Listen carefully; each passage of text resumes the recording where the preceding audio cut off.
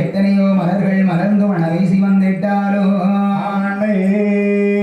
நாமுடைய மாநகரமான எப்பேற்பட்ட நலம் கேட்டார் எப்பேற்பட்ட உலகம் எல்லாம் புகழ் படைத்த உலகம் எல்லாம் உடைய நீதி நகரதே அருமை நல்ல பெருமையார் ஆனந்தமா வாழ்ந்துவார் காலை கட்டும் வந்தையே வந்திருக்கும் சபையர்கள் சேரை கட்டும் வந்தையே விட்டிருக்கும் தாய்மகள் அறியாத சிறு குழந்தை ஆதிரப்பி ஓடு பேர் அறியாமல் செய்தார் தாங்கள் விட்ட பிள்ளை போல் தாங்கள் விட்ட தயவு காக்க வேண்டும் அம்மா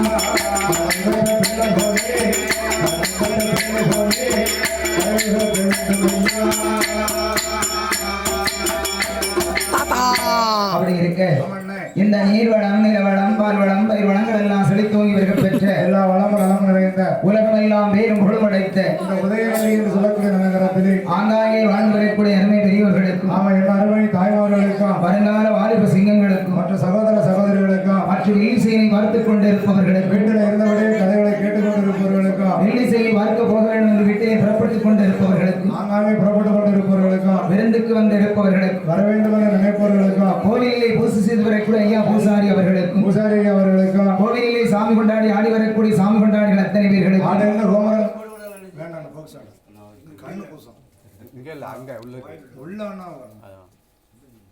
நாங்கள் வந்த உடனே அவளுக்கு அறுசுவையாக சாப்பாடு கொடுத்தார் மன்னார்களுக்கு. ஆமா, நமக்கு அன்னவாத கொடுத்தவர்களுக்கும்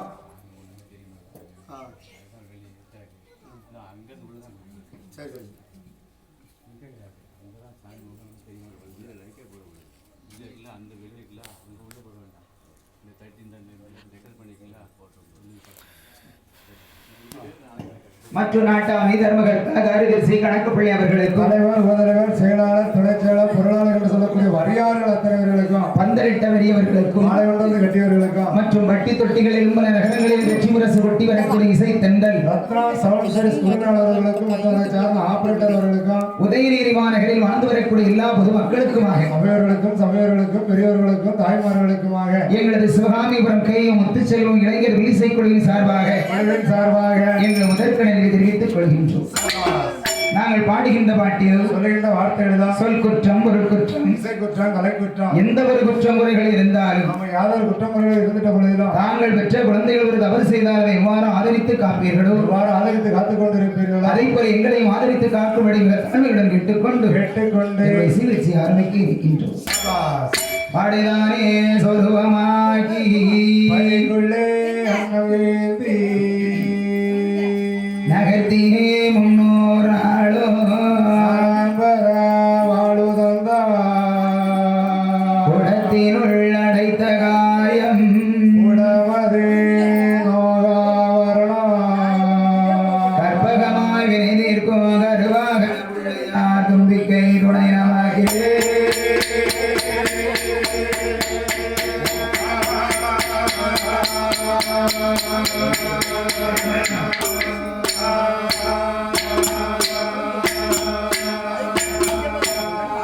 எங்கள் மேல் திசையாகவே விலகாமலே நிற்கும் வீர சங்கிலி புலத்தார் காவல்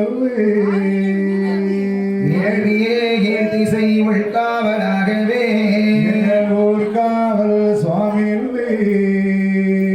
எங்கள் வாராதி வலவந்தான் அஞ்சனை புத்திர வளரிசை காவல் வாரவடி வேலனே வைரநாதனை தென்திசை காவல் அஷ்டதிசை எட்டுமே கட்டு கட்டி அம்மை உமையவளே பத்ரகாளி அம்மா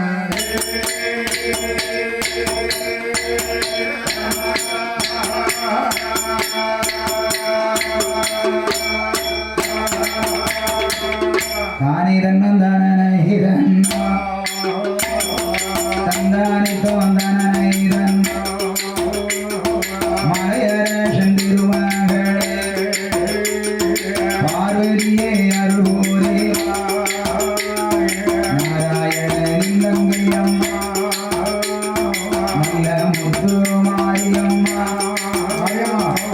போடத்தில் கோட்டை போட்ட பீடாரி அருளே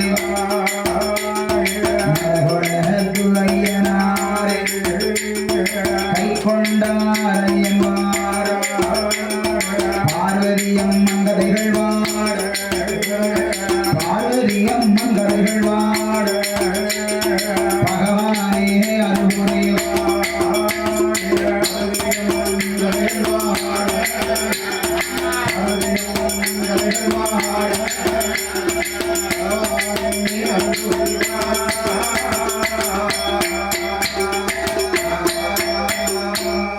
அப்படி இருக்கு. உதயநீர் என்று சொல்லக்கூடிய மாபெரும் பட்டணத்திலே இந்த அரியபெரிய நகரத்திலே இங்கே வாழ்ந்து வரக்கூடிய மக்கள் அனைவர்களையும் முள்ள முறியாமல் தலையில் முடிந்தவு வாடாமல் காத்து வரக்கூடிய கண்கண்ட தெய்வம், பேசும் தெய்வம், வணங்கும் தெய்வம், வழிபடும் தெய்வம், கும்பிடும் தெய்வம், நம்முடைய குலதெய்வமாக விளங்கக்கூடிய ஆதியில் உதித்தவள் அன்னை ஆதிபராசக்தி, அகிலாண்டவடி பிரம்மாண்டனாகி அநாதரட்சை என்ற அன்னை ஆதிபராசக்தி, ஆண்டவராகப்பட்ட சிவபெருமான், சிவன் சக்தியோடு ஆதிமுகன் கணபதி, முருகப்பெருமான், வள்ளியம்மை தெய்வ யானை, எல்லாம் வல்ல இறைவன் எங்கள் ஐயா ஹரி ராமச்சந்திர பூமான் என்று சொல்லக்கூடிய பெருமாள் சாமி, அன்னை சீதா லட்சுமி, பெருமாளாகப்பட்ட லட்சுமண பெருமாள், அஞ்சனையால் பெற்ற மகன் அனுமந்த பாலகன், அமண்ணா மற்றும் எங்கள் ஐயா சிவனைந்த பெருமாள் சுவாமி என்று சொல்லக்கூடிய அனைத்து தெய்வங்களும் நிறைந்திருக்கக்கூடிய இந்த ஆலயத்திலே ஐயா பெருமாள் சுவாமிக்கும் மற்றுமுள்ள பரிவார தெய்வங்களுக்கும் என்னன்னா இன்று முதல் நாள் திருவிழாவானது சரி மிக சீரும் சிறப்புமாக ஐயாவுக்கு நடந்து கொண்டிருக்கிறது. இந்த பொன்னான நேரத்தில் நாங்கள் இப்போது பாடக்கூடிய கதையானது என்ன கதை என்ன பார்வதி அம்மன் திரு கல்யாண வரலாறை உங்கள் மத்தியில் இப்பொழுது பாடியிருக்கிறோம். வருவல்லா என்றோ மனதிலே வட்டம் செய்து பணிந்து நிற்க உகந்திட கருணை தந்தான் வருவதோ ஏடாய் கட்டி பாரதம் எழுதி சேர்த்த மூர்த்தி என்ற குழந்தையை போற்றினோம்.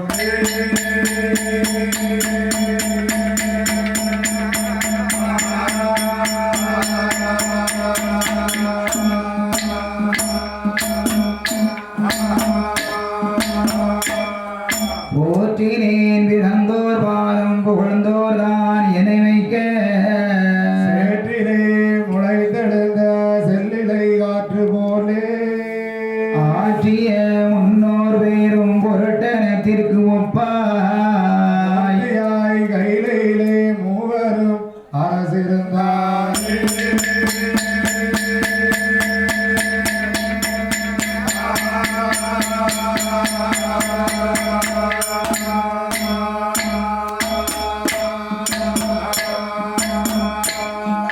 இருந்தனர் கையிலை மீதில் இயல்புடம் வரதற்காக வருந்திய சிவனாரம் மங்கையை பிறவி செய்து திருத்தவே உமையாளோ சிவனார் தான் கையிலை விட்டு கடல் மீதிலுற்ற காவியம் பாடலுற்றோர்.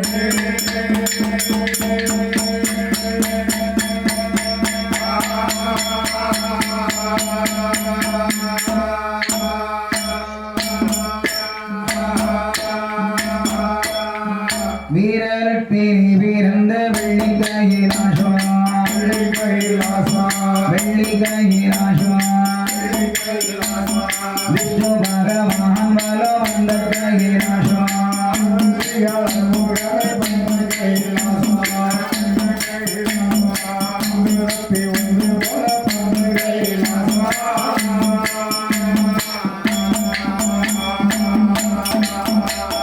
அடியவர்கள் இருதயத்தில் ஆடும் கையிலாசம்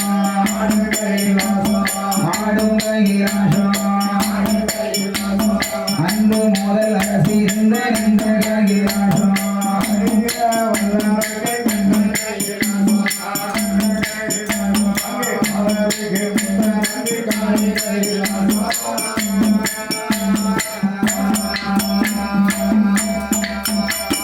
ஆசனத்தின் வடிவாக அமர்ந்த கையிலாசம் அமர்ந்த கையிலாசம் அரணாரகுடனே என்ற கையிலாசம்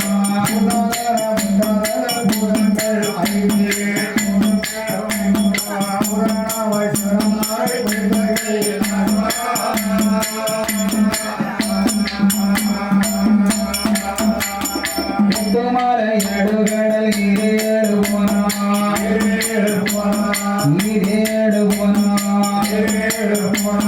இத்தனைக்கு அச்சாடை உற்ற கையிலாசம்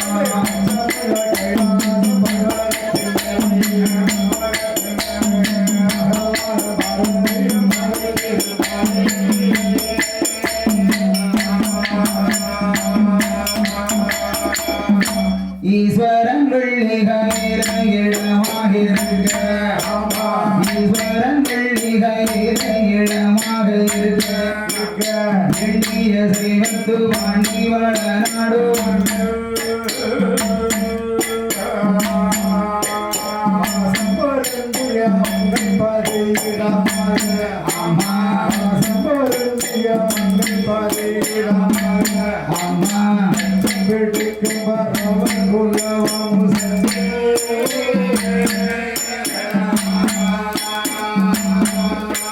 மச்சம்பிடிக்கும் வரமுஷத்தி மச்சம் பிடித்து அதியரசன் வாங்குவாரார் தித்திர தேசத்தில் அதியரச உடனுள்ள யோகம் உள்ளதை அல்லாது ஒவ்வொரு நாளும் உரையான் அந்த காலம் கடல் மீனை பிடித்தவன் கடனை கழிப்பான் சுவரைக்குள்ளகப்பட்ட மீன் கொல்லாவிட்டு மறைகின்ற மீனை வானத்துக்கு கொண்டவன் சிவனுக்கு போட்டு புண்ணியவான்கள் பூசித்திட மிச்சம் புரிவான் பரியும் அந்த மாது நான் மனையாட்டிக்கு பிள்ளை இல்லாமலே அவள் மரணத்துக்கு பிள்ளை இல்லாமல் அவள்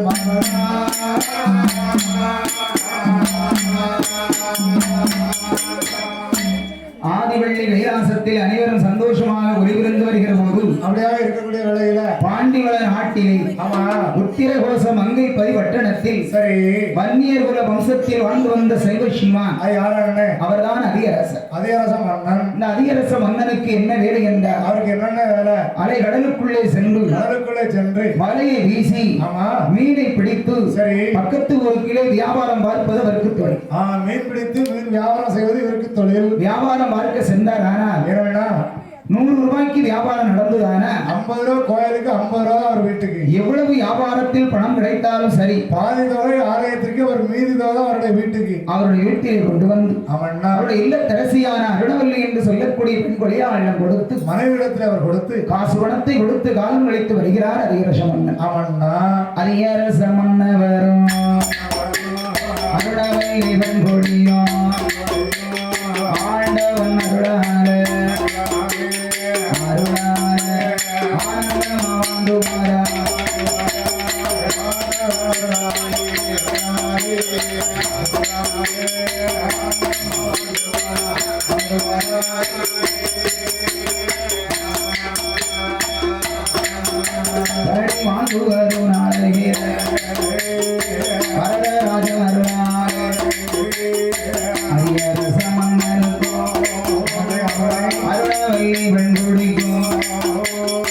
அவர்களுடைய இல்லத்தில ஆடருக்கு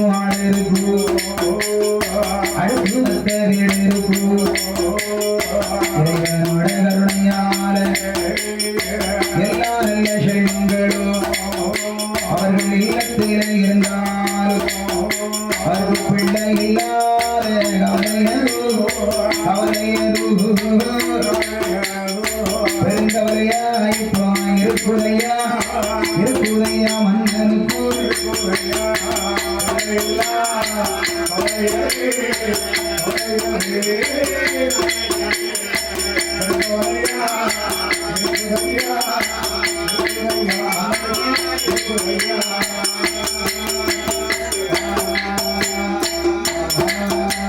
அதை பார்த்த அருணவல்லி அவள் சொல்லுகிறார் வரசம் மன்னா எனக்கு வைத்த பிராணநாதா கல்யாணம் தான் முடிந்து இதுவரைக்கும் என்னோட நிர்வாகத்தில் ஆணும் இல்லை பெண்ணும் இல்லை ஆதரவாயாரும் இல்லை பிள்ளை வரப்படப்போம் பெருமையாக வாழ்வதற்கும்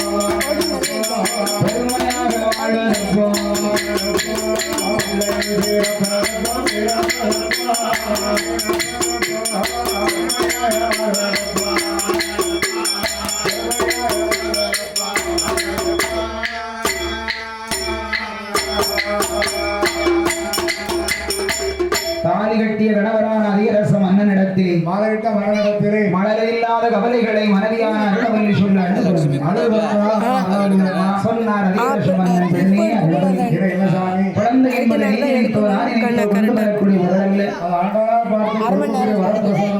இன்னாருக்கு இன்னார் என்று இறைவன் எழுதி வைத்திருப்பான். கவலைப்பட வேண்டாம் பெண்ணே, ஆண்டவருடைய அருளால் நிச்சயம் நமக்கு குழந்தை கிடைக்கும் என்று சொன்னார் அதிகரச மன்னன் சொன்னார் அருணவல்லி. என்னம்மா உங்களுடைய வாயால் குழந்தை இருக்கு என்று நீங்கள் சொல்லி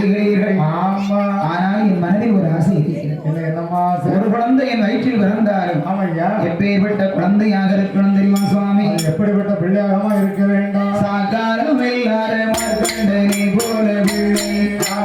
சாகாலம் இல்லாத மார்க்கண்டனை போல பிள்ளை. சம்பத்து அருகையிலாசம் தெய்வம் தருமோ.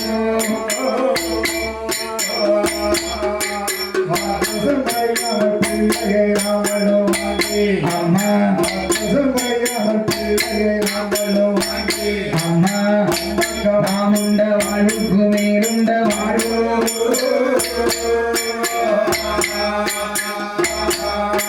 கோவிலுக்கு பூஜை விசாரிக்க வேண்டும் குழந்தை.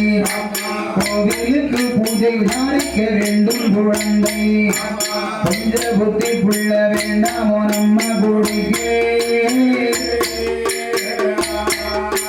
கோவிலுக்கு பூஜை விசாரிக்க வேண்டும் குழந்தை. அம்மா அந்த புத்தி பிள்ளை வேண்டாம் நம்ம கூடிக்கே.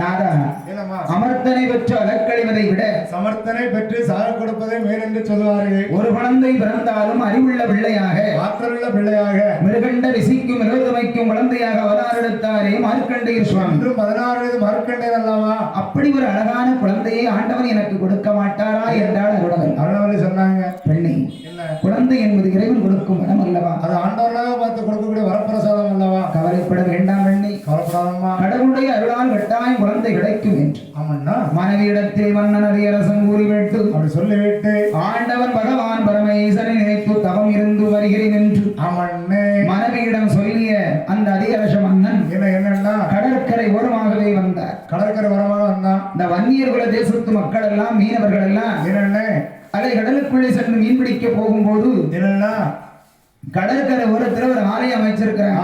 கடற்கரை ஓரமாக சிவ ஆலயம் ஒன்று உள்ளது. சிவனுக்கு பெயர் தௌஷி தம்புரான். அங்க ஆண்டவருடைய பேர் வந்து தவசிநாத, அம்மாவோட பேர் வந்து தம்பராட்டி அம்மா. அந்த ஆண்டவனுடைய ஆலயத்திலே வந்து அடிபணிந்து வணங்கி விட்டுத்தான் சிவ ஆலயத்திலே வந்து சிறந்தாழ்த்தி கரந்தூக்கி வணங்கி விட்டு அலைகடலுக்குள்ள எல்லா மீனோடும் மீன் பிடிக்க செல்வது வழக்கம். அந்த ஊரில் அனைவரும் மீன் பிடிக்க செல்வது பழக்கம் வழக்கம், ஒரே புழுக்கம். அதனால் அதிகரசன் அருணவல்லி இடத்திலே வருங்களை கூறிவிட்டு ஆமண்ணே ஆலயத்தின் முன்பாக வந்து ஆமண்ணா ஆண்டவன் பகவான் பரம ஈசனையே நினைத்து ஆண்டவன் ஆதி சிவனையை நினைத்து இறைவன் ஒரு குழந்தை வரம் கொடுக்க மாட்டாரா என்று தவம் இருந்தார் அதிகரச மன்னன்.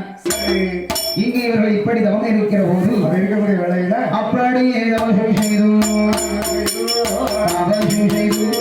அக்கறையில் அவர் இருக்க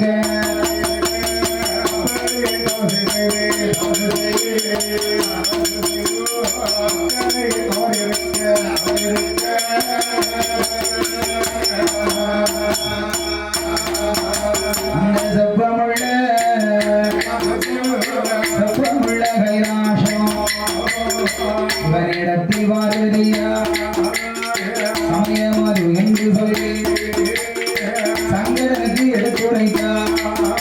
நாராயணகிரிகையா நீங்க என்னை முடிக்க மாறபோ தடையும் இல்லை பாம்பும் இல்லை தலையோட கையும் இல்லை உடையும் இல்லையான தோளை புலித்தோடு உடுக்கவில்லை சுடலையில நீங்க ஆடாமல்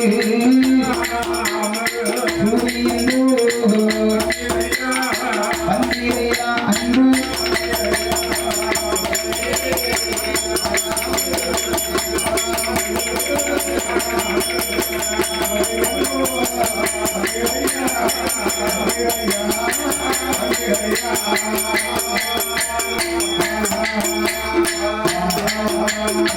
சாம்பல் அணிவதுவே சாம்பல் அணிவதுவே பேயோடு குதிப்பதுவே பரமனோட முட்டருந்தை பெடரியில சுமப்பதுவே மிச்சம் ஒன்று மிச்சம் என்போ வீடு வீடாடுவதுவே வீரமுள்ள மூடனுக்கு பொருளுக்க மாட்டேனா மிச்சமுள்ள போல மறை எனக்கு நீங்க சொல்ல வேணும் எனக்கு நீங்க சொல்ல வேணும்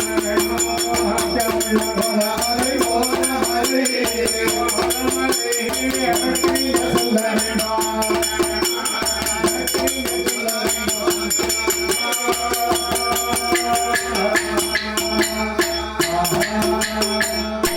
மதியரச மன்னன் ஆண்டவனை நினைத்து குழந்தை வேண்டும் என்று தவம் இருந்த போது ஆமாண்ணா கைலாசத்தில் என்ன நடந்தது தெரியுமோ? அந்த ஆதிவள்ளி கைலாசம் என்ன நடந்தது? ஆதிபராசக்தி ஆண்டவனை அழைத்து சொன்னார். அம்மா என்ன சொன்னாங்க? பரமேஸ்வரா, பரம்பொருளே, ஆதி ஒரு காலம் முன்னால காலத்துல இமயகிரி வருடத்தில் எனக்கும் உங்களுக்கும் திருமணம் நடக்கின்ற போது ஈஸ்வர் இருவருக்கும் இருமணம் இணைந்து ஒரு மனமாகி திருமணம் நடக்கிற பொழுது மாப்பிள்ளை கோலத்தில் என் பக்கத்துல சூரிய பிரகாசமாக வந்து அமர்ந்தீர்களே அன்று, சூரிய ஒளி போல வந்து உட்கார்ந்தீங்களா இறைவா? ஆனால் இன்று உடம்பெல்லாம் சாம்பலை பூசிக்கொண்டும் ஆமாண்ணே ஆனத்தோலை போற்றிக் கொண்டும் புலித்தோலை உடுத்திக் கொண்டு ஆனைத்தோலை போற்றிக் கொண்டு கழுத்திலே நாகப்பாம்பை அணிந்து கொண்டு ஆமாண்ணே இப்போ ஒரு வித்தியாசமாக இருக்கிறீர்களே சுவாமி. ஆமா, அன்று திருமணம் முடிக்கும் போது சூரிய பிரகாசமாக இருந்த நீங்கள் என்னம்மா இப்ப சுடலையிலே ஆடாமல் சூரிய பிரகாசமா அன்று வந்த நீங்க சுடலையில ஆடுறீங்களா ஐயா? இப்போ 12 மணி ராத்திரி தாண்டிட்டுனா சுடலையில ஆடுறீங்களே. கரெக்டா 11:55 நீங்க இங்க இருந்து கிளம்பிடுறீங்க. ஆமா, மண்ட ஒட்டை எல்லாம் மாலையாக கொடுத்து